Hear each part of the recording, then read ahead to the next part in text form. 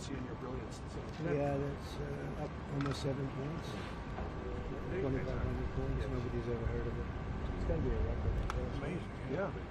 You make an announcement for next year. Yes, sir. Smart. Yes, sir. Absolutely. Thanks. Hello, everybody. How are you? Nice cars.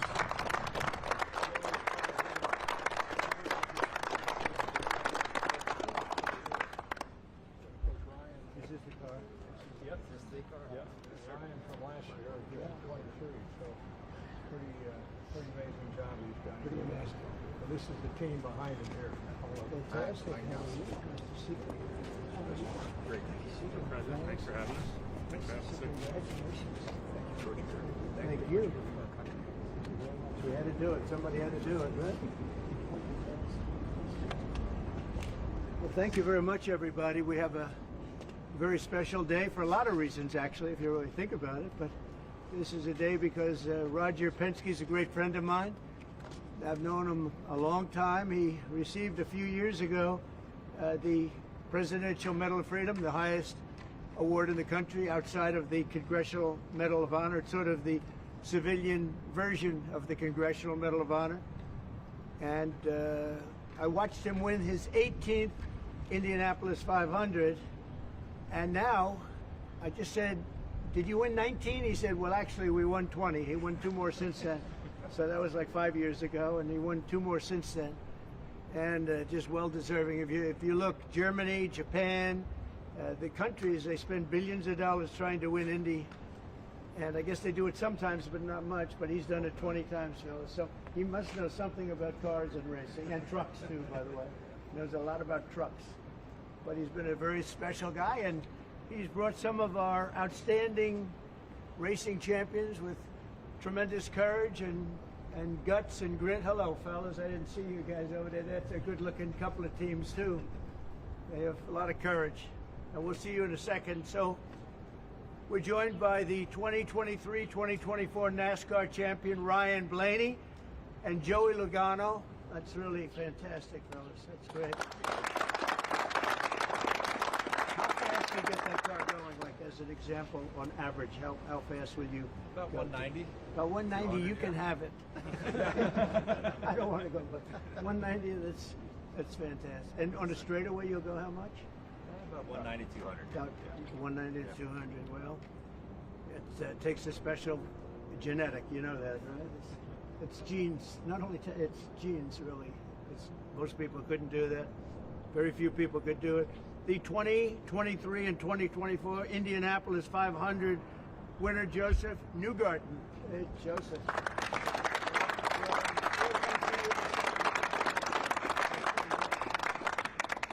And the 2025 champions of the 24 Hours of Daytona, Felipe Nasser, Nick Tandy, and Lawrence Ventura. Thank you.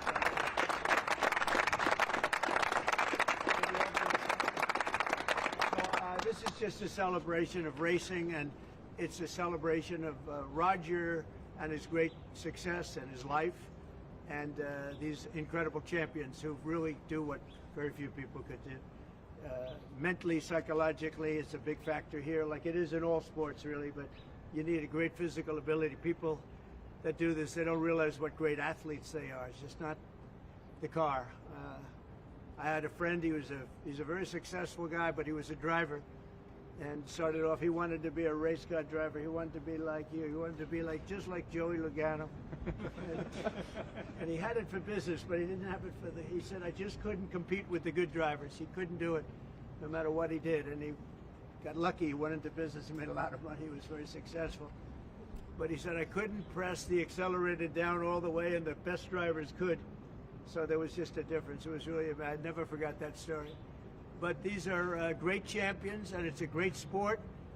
And what you've done in Indianapolis also with the track and everything has been incredible. I mean, it's really incredible. People tell me it's been amazing. I'll have to get there. I'm going to have to get there maybe this year with you. But open invitation. Well, thank you very much. Thank you. And we did Daytona. We went around the track in the Beast, what's called the Beast. with the thick windows and the whole thing, and you're not supposed to hear anything, but I heard the fans, they were going crazy outside, so it was a great honor. So I just wanted to welcome them to the White House, a special place, very, very special place. And we love champions, and these are the greatest champions in the world. These are the greatest champions in racing, and it's an honor to have you all. And thank you very much, all of you. Thank you very much. I wouldn't ride in that thing if you paid me. How fast will that go? 240 plus. 240. Yeah. That's unbelievable. Weapon. Two-time winner of the Indianapolis 500, consecutively, right? Yes, sir. So what the hell are you doing? What do you eat? A Because lot I of want milk. some. Drinking a lot of milk. Hopefully. Okay, I'm going to take some. And that one is pure speed and endurance, right? Correct, sir. Speed and endurance. Is that car a very different car than, let's say, this one? Very different? Very different. Very different. Yeah. Made for... You gotta last so many hours, Right. and we all share the car, so three drivers, Totally different engine. different engine, Everything's different. everything. And you go, is it 24 hours? Yeah. That's a long time. And that car just, there's no let up, it's just constant, right? That's fantastic. Congratulations. That's endurance. Endurance is a big factor in life and success, I can tell you, so you guys have it. Well, thank you very much. Would you like to ask Roger or any of these champions any questions while we're here? Yeah. You started the morning saying be cool, and then Be just a cool. few hours later, there was a pause put in on the tariffs. Can you walk us through your thinking about why you decided to put a 90-day pause? Well, I thought that people were jumping a little bit out of line. They were getting yippy, you know? They were getting a little bit yippy, a little bit afraid, unlike these champions, because we have a big job to do. No other president would have done what I did. No other president. I know the presidents, they wouldn't have done it. And it had to be done. What was happening to us on trade, not only with, you know, if you look at it, not only with China, but China was by far the biggest abuser in history, and others also, but somebody had to do it. They had to stop because it was not sustainable. Last year, China made $1 trillion off trade with the United States. That's not right. And now I've reversed it. It's for a short period of time, but we made $2 billion. We're making now $2 billion a day. And somebody had to do it. Roger actually said it. Charles Schwab was here a little while ago, one of the great financial people, and he said he's been waiting for 40 years for somebody to do what I did over the last month. And if you didn't do it, you wouldn't have a country. It wouldn't be sustainable. So I'm honored to have done it. And, you know, look, nothing's over yet, but we have a tremendous amount of spirit from other countries, including China. China wants to make a deal. They just don't know how quite to go about it. You know, it's one of those things they don't know how quite. They're proud people. And President Xi's a proud man. I know him very well, and they don't know quite how to go about it, but they'll figure it out. They're in the process of figuring it out, but they want to make a deal. And we have many other countries, as you know, many more than 75, and they all want to come, and they want to come here, or they'll go to Commerce, or they'll go to Treasury. We have our great senators here and congressmen. They'll call John, they'll do somebody, they'll go through somebody, but they're all calling, how do we do this? They all want to make a deal. Somebody had to do what we did, and I did a 90-day pause for the people that didn't retaliate, because I told them if you retaliate, we're going to double it. And that's what I did with China, because they did retaliate. So we'll see how it all works out. I think it's going to work out amazing. I think that our country is going to be at the end of a year or shorter, but I think we're going to have something that nobody would have dreamt possible. A man like Roger Penske, I don't want to get him in trouble with China, so I won't, but he would know that you have to, someday you have to cut the bow and you have to do what you have to do, right, Roger? And that's what I did, and I'm very happy to have done it. Mr. President, was there anyone the Prime Minister of Greece just told Breitbart's Matt Boyle that he thinks absolutely the European Union and the United States could work out a trade deal that's win-win and, quote, mutually beneficial to both sides. I agree. What do you think about the Prime Minister's comments, and do you think a deal could be struck with the European Union? First of all, I know him, he's a good man, and I appreciate his comments. Yeah, a deal could be made with every one of them. A deal's going to be made with China. A deal's going to be made with every one of them. And there'll be fair deals. I just want fair. they will be fair deals for everybody. But they weren't fair to the United States. They were sucking us dry, and you can't do that. You know, we have $36 trillion of debt for a reason. We don't have it there for fun. They have it for a reason. And people took advantage of our country, and they ripped us off for decades. I've been thinking about this for decades. If you ever saw me on television, I was young like these guys. And those are good old days, I'll tell you, Roger. But I was like these guys, young, and I was talking about it. Nothing changed, and nothing was done about it. Then I did it. In my first term, I did it, and did it well. We took in hundreds of billions of dollars from China and others, and I started the process, but then we had to fix up from the COVID mess caused by China. We had to fix up from that, and we did a good job of doing it. And when we handed back the reins after a rigged election, and when we handed back the reins, the stock market was higher than it was before COVID coming in. So, you know, we did a great job, but we didn't have time to do the big thing, which we're doing now. And it's, you know, it's like a patient is sick, you have to do surgery. Patient is very, very sick. And Joe Biden handed us over a country that was in very serious trouble, economically and in every other way. They let China run away with things. They let other countries run away with things. And maybe worst of all, in a certain way, is what they did at the border. We had people pouring into our country by the millions. Many of them were murderers and drug lords and thieves and people from prisons from all over the world. And there were people from mental institutions, insane asylums. They were taking their mentally insane, and they were dumping them into our country. And I'll tell you, Tom Homan and Kristi Noem are doing a fantastic job in removing them. And now the courts, the Supreme Court just gave us numerous good rulings where we have to be able to get them out. You had other judges trying to take over the system. And think of it, they take over. They want these people coming back. Tren de Aragua from Venezuela, the Venezuela jails that cut off the fingers of a man in Colorado. They cut off his fingers because he called the police looking for help. They said, "Did you call the police?" He said, "Yes, I did." "Put your hand down," and they cut off the fingers. This is what they want to bring these people back now.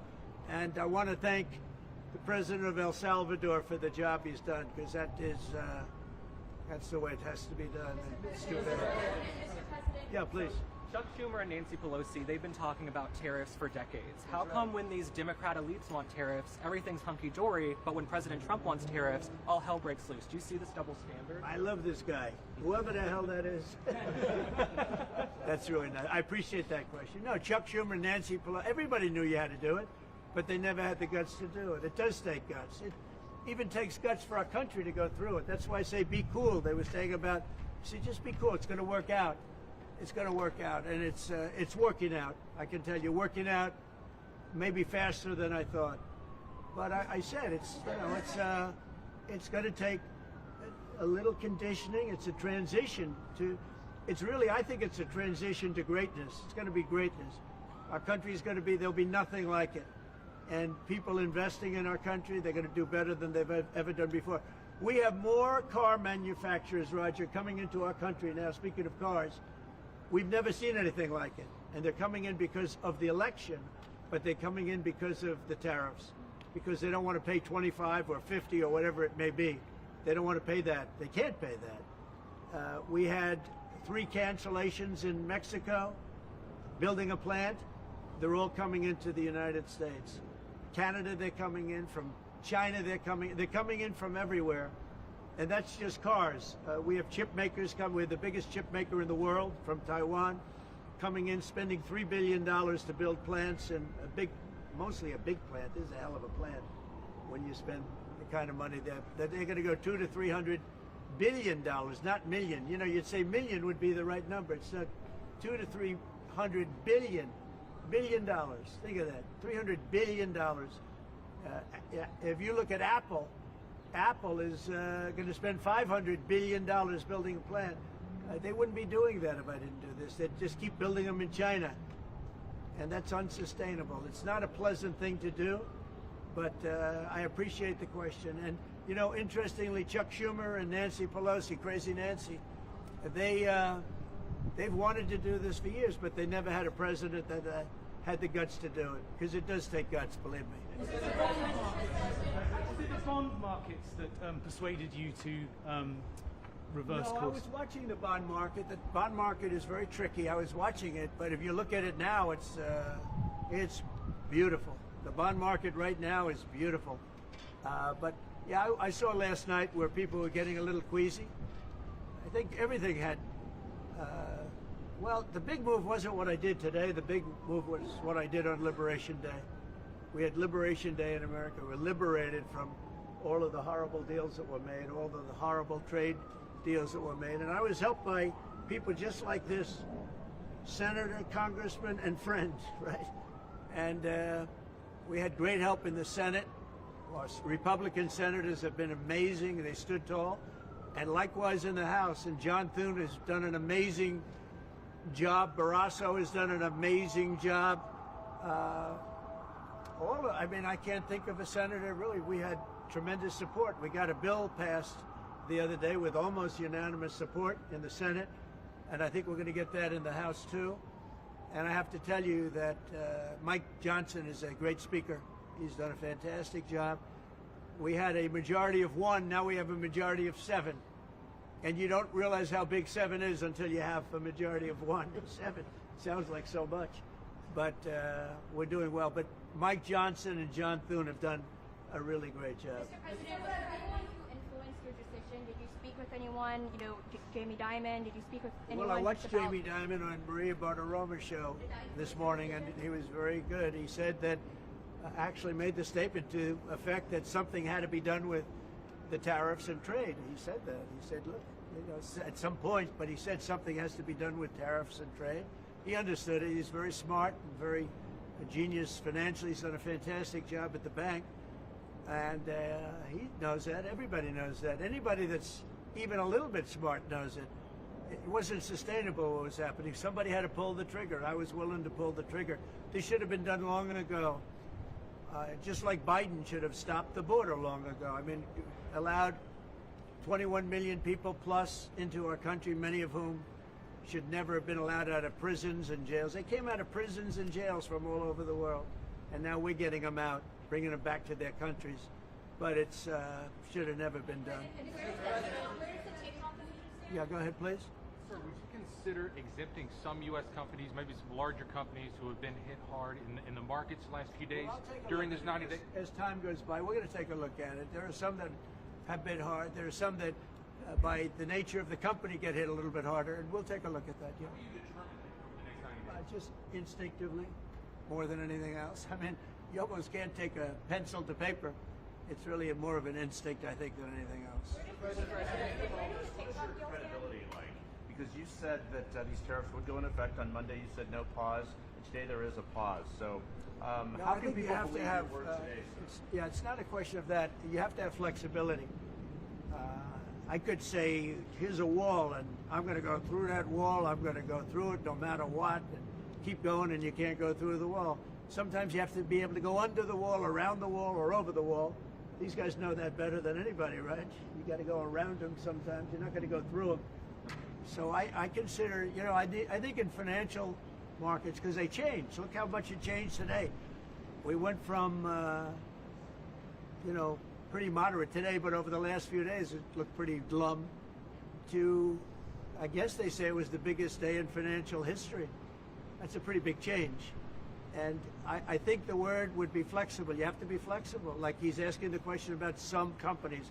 Some companies, through no fault of their own, they happen to be in an industry that is more affected by these things than others. You have to be able to show a little flexibility. And I'm able to do that. I'm going to say hello to these champions because they are great champions. I got to say hello.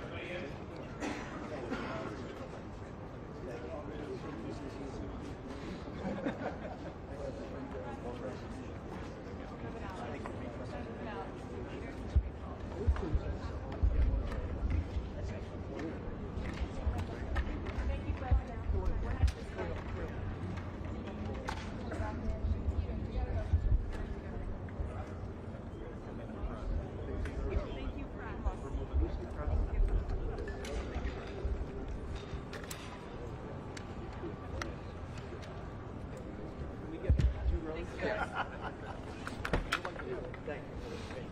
you. So we're going to do